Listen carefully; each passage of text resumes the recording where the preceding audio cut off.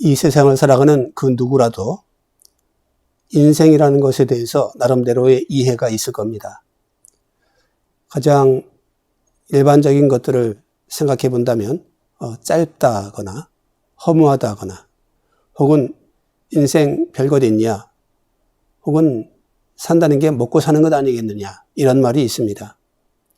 개인적으로 가장 많이 들어본 말은 짧다 그리고 허무하다 라는 말이었습니다. 이러한 이해의 배경에는 인생이라는 것이 죽으면 다 끝난다라는 인식이 자리 잡고 있습니다. 죽으면 아무것도 아니잖아. 그런 속내가 거기에 있습니다. 그리고 그런 인식의 결과는 삶에 대한 태도로 나타나게 될 겁니다. 인생 그러니까 별것 아니다라고 태도를 정하기도 합니다. 또 어떤 사람은 옛날 이야기지만 노세 젊어서 노세 그렇게 말하기도 하죠. 기왕 사는 인생 힘껏 달려보고 또 높이 한번 올라보자 이렇게 생각하는 사람도 있겠죠. 이 모든 것이 인생의 특수한 위치 때문인가 싶습니다. 인생이라는 그 모든 시간이 삶과 죽음 사이에 끼어 있기 때문입니다. 누구도 거기에서 자유롭지 못하기 때문입니다. 유명한 말이 있습니다. 인생이라는 것은 B와 D 사이에 C다. 그 B는 버스, 즉 탄생을 의미하고 D는 death, 죽음을 의미하는데 그 가운데 C가 있죠. 초이스. 그러니까 인생은 태어나서 죽을 때까지 끊임없이 선택하는 것이다. 라는 말인데 정말 뛰어난 성찰인 것 같습니다. 그런데 간혹 이러한 성찰에서 벗어나는 예를 종종 봅니다. 특히 이렇게 어려운 시절에는 스스로 죽음을 선택한 사람들의 이야기를 종종 들을 수가 있습니다. 죽음도 선택의 대상이 될 수 있는 걸까요? 사실 이런 물음은 불공평할 수도 있습니다. 왜냐하면 그런 극단적 선택한 사람들의 실제적인 상황들을 그들의 마음을 우리가 다 알 수 있는 것도 아니며 그건 누구의 판단을 받을 수 있는 것도 아니기 때문이죠. 다만 그러한 선택마저 그런 극단적 선택마저 죽음은 모든 것의 끝이다 라는 그러한 시각에서 그러한 근거에서 결정한 것이라고 볼 수가 있을 겁니다.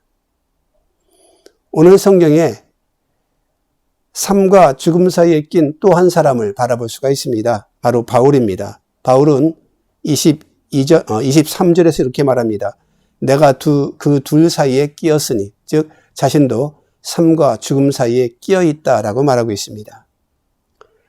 그런데 바울이 말하는 그 삶과 죽음 사이, 그 끼어 있는 상태는 세상이 말하는 것과 조금 다릅니다. 아니, 많이 다릅니다. 세상 사람들은 인생을 태어남과 죽음 사이에 낀 존재로 생각하겠지만, 바울은 그리스도인은 이 생의 삶과 내 생의 삶 사이에 낀 사람이다 라고 보고 있기 때문입니다.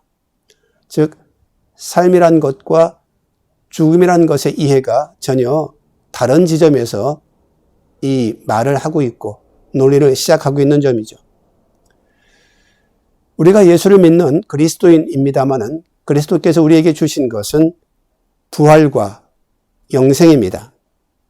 이 영생이 존재한다면 우리 삶에 대한 태도가 바뀌는 것이 옳죠. 어떤 사람은 예수를 믿으면서 예수 덕분에 내가 달라질 것을 기대할 때에 그 달라질 것에 대한 전부가 이 생에 대한 것에 국한되어 있는 것을 볼 수가 있습니다. 말한다면 더 건강하고 더 행복하고 더 돈도 많이 벌고 뭐 그런 모습들로 이 생에서의 삶이 달라질 것을 기대하죠. 하지만 그 다르다는 것이 하루에 5끼 먹는 것이거나 혹은 걱정 없이 편히 산다, 여기에만 국한된다면 좀 주님이 주신 선물의 크기에 비하면 너무 부족한 느낌이 있습니다. 세상에서의 삶이 얼굴에 땀이 흘러야 먹고 산다는 점에 있어서 그리스도인들과 세상 사람들이 사실은 다르지 않습니다. 주님은 그런 것을 허락한 적이 없으십니다. 풍파와 고난은 사람을 가리지 않습니다. 마치 비와 햇빛이 악인과 선인을 구별하지 않듯이 세상을 살아가면서 당하는 어려움들도 그리스도인들과 세상 사람들을 구별하지는 않습니다. 다만 그리스도인들의 삶이 특별하다는 것은 영생에 대한 약속 때문입니다. 그 영생에 대한 약속 때문에 우리의 삶에 대한 이해도, 태도도, 그리고 그 두 사이에 껴있다는 그 입장 표명도 전혀 달라지는 겁니다. 바울은 자기 마음대로 할 수 있다면 지금 그리스도와 함께 있는 것이 더 좋겠다라고 말하고 있습니다. 이건 놀라운 발상입니다. 오해하지 말 것은 바울은 지금 차라리 나는 죽었으면 좋겠다라고 말하는 것은 절대 아니라는 점입니다. 죽고 싶다. 이 말은 사는 것이 싫다는 이야기죠. 도피를 말하는 겁니다. 죽으면 끝이라는 입장에서 죽고 싶다라고 보통 말하는 겁니다. 하지만 바울이 그리스도와 함께 있기를 원한다라고 분명히 말한 이 어구를 우리가 주목해 봅니다. 그건 영생입니다. 죽고 싶다는 말이 아니라 그리스도와 함께 있다라고 말하는 겁니다. 삶과 죽음에 대한 개념이 다르기 때문에 사용하는 언어도 또 전개되어지는 모든 논리도 다릅니다. 그건 끝없는 일로부터의 해방이 될 겁니다. 끝없이 허망하던 삶에 대해서 아름답고 안전한 곳으로 이주한다라고 말할 수 있을 겁니다. 삶과 죽음이 전혀 달라진 기독교적 이해가 없다면 이런 말도 할 수 없을 것이고 또 이런 말을 이해할 수도 없을 겁니다. 그렇다면 사도 바울이 이 풍파 많은 세상을 떠나서 얼른 주님 앞으로 갈 것이지 왜 이 어려운 세상에서, 풍파 많은 세상에서 더 오래 살고 있는가라는 질문을 할 수가 있을 겁니다.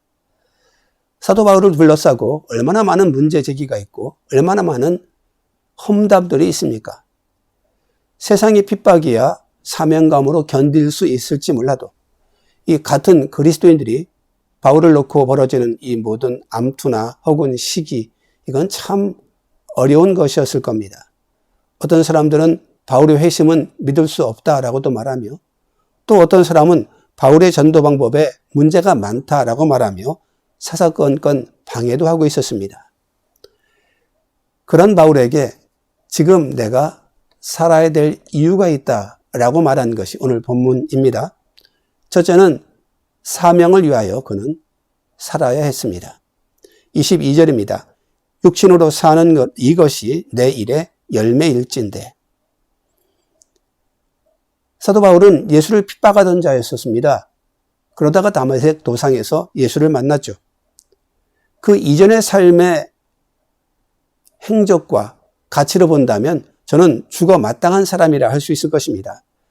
하지만 예수께서 저를 만나시고 저를 돌이켜 다시 세우신 것은 만방에 퍼져야 될 복음을 위한 그릇으로 삼기 위함이었습니다. 그러니까 다메섹 도상에서 거꾸로졌을 때 사실 사도 바울의 이전 삶은 이미 끝난 겁니다. 옛 바울은 죽은 겁니다. 그러므로 지금 살고 있는 바울은 새로운 바울입니다. 그리스도 안에서 살고 있는 새 생명인 거죠.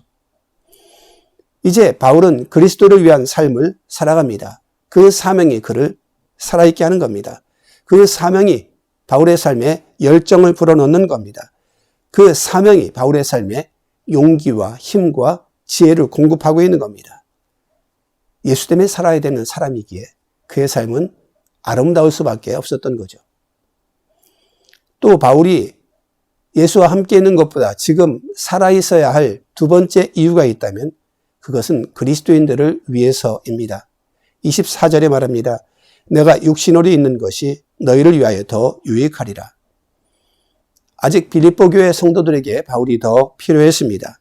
마치 어린 아이에게 부모의 양육이 필요하듯 아직 미약한 빌립보 교회 성도들에게 그리고 초대교회 성도들에게 바울의 해야 될 역할이 있었습니다.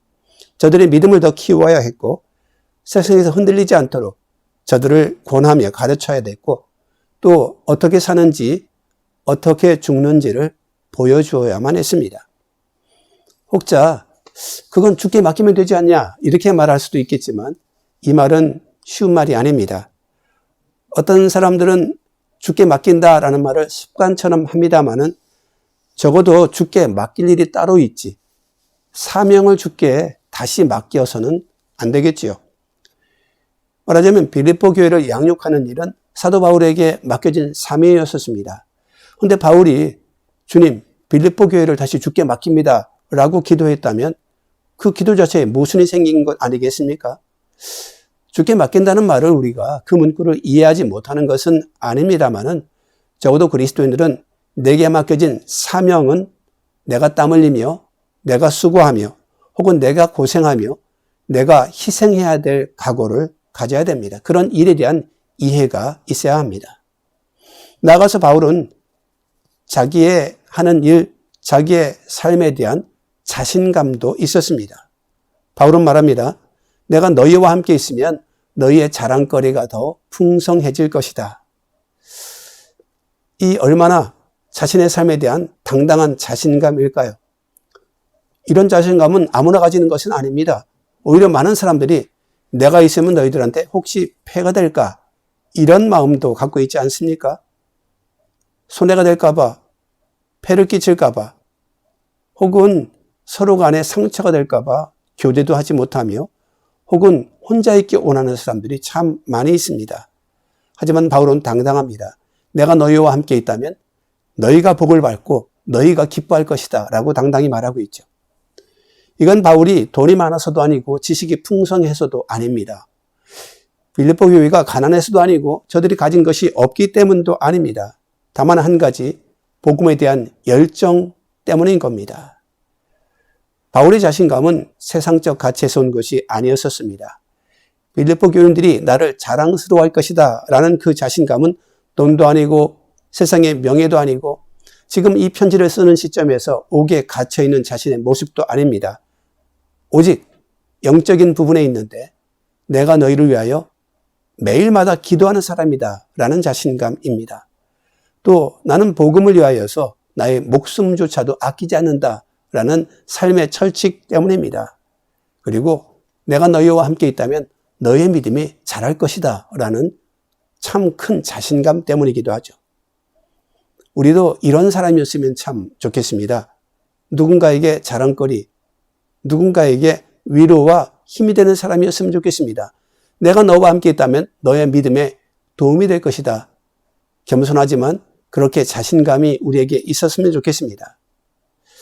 사람의 가치는 그 사람의 사는 이유에 있습니다. 가진 것에 있거나 누린 것에 있거나 성공한 것에 있는 것이 아니라 왜 사는가에 대한 삶의 이유가 분명한 사람이라면 존중받을 가치, 특별히 그것이 사명이라면 존경받을 만한 가치가 있습니다. 바울의 경우를 우리가 교훈으로 삼았으면 좋겠습니다. 우리가 선택하는 것, 우리가 자랑하는 것, 우리가 기뻐하는 것들이 우리 인생에 이 땅에 속한 것이 아니라 영생에서 오는 가치였으면 좋겠습니다. 그때 우리가 비록 삶과 죽음 사이에 끼어 있지만 내가 사는 이유는 이것이며 오히려 나는 영생을 사모하고 있다라고 바울처럼 당당하게 말할 수 있을 테니까 말입니다. 기도하시겠습니다. 사랑해 주님 은혜 감사합니다. 오늘 빌립보서를 통하여서 초대교회 성도들이 가졌던 삶에 대한 이해, 사도 바울이 가졌던 자신의 삶을 사랑하는 이유에 대하여 보게 하시니 감사합니다. 우리가 살아가는 세상은 참 풍파 많고 우리가 미처 알지도 못하고 경험하지도 못했던 여러 가지 환란들이 몰아치고 있는데 그런 와중에서도 우리는 세상에서 얻어지는 것들이 아닌 영혼에서부터 우리에게 온 아름다운 가치들, 영생과 또 주께서 우리를 향하여 베푸신 아름다운 사랑들과 우리가 함께 나누어야 될 아름다운 복음의 가치들로 인하여서 우리의 삶을 더 아름답게 장식하고 치장하고 의미 있게 하는 성도들이 다 되게 하여 주시기를 원합니다. 주님, 사랑하는 만원물교회 성도들 말씀으로 힘을 얻게 하시고 기도로 위로받게 하시고 무엇보다 주님이 동행하심으로 이 세상에서 혹은 우리의 모든 삶에서 승리하며 찬양하며 감사와 영광만 드러나는 복된 인생들이 다 되어지기를 예수님의 이름으로 기도하옵나이다. 아멘.